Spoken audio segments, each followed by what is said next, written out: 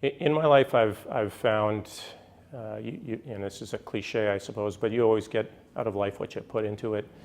And a lot of people I find come to the practice of law with a sense of entitlement. I've graduated from law school and now give me what I'm entitled to. And what I try to impart upon people that I am mentoring is that it really doesn't work that way. You need to put a lot of work both into the practice of law and into all the other aspects of life. And that never stops. I remind them that in university you get exactly out of it what you put into it, and the practice of law and the career as a professional is the same way. The best advice I've received from mentors is to be patient.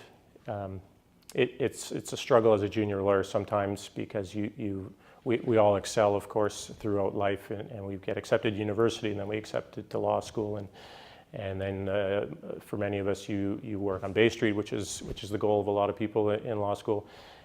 And we, as young people who have always been successful, want to succeed and advance very quickly. And the practice of law takes time to develop, and you can't learn it all quickly, and you can't learn the ins and outs of it very quickly. And when I was finally convinced to be patient and allow the practice of law to develop in my career more slowly, then I think that's when things really changed for me.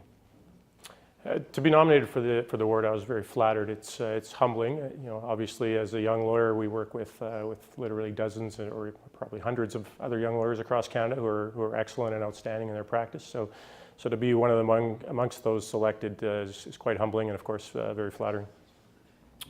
Lawyers and professionals in general, I think, are fortunate in our society in that we're well compensated, and we have resources that most of society can't do.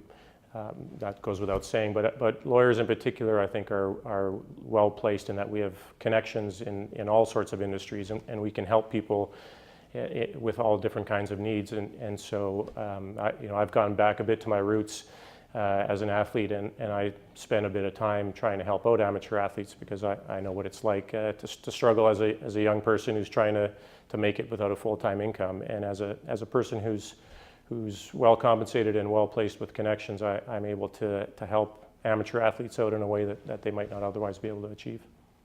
The things I do with athletes, they vary. I in particular helped one young athlete who was from a very poor part of Toronto, but was very talented, come up with the funds that she needed in order to be able to run for the national team. At that stage, there was a significant fee involved with running for the team because there were costs associated with that.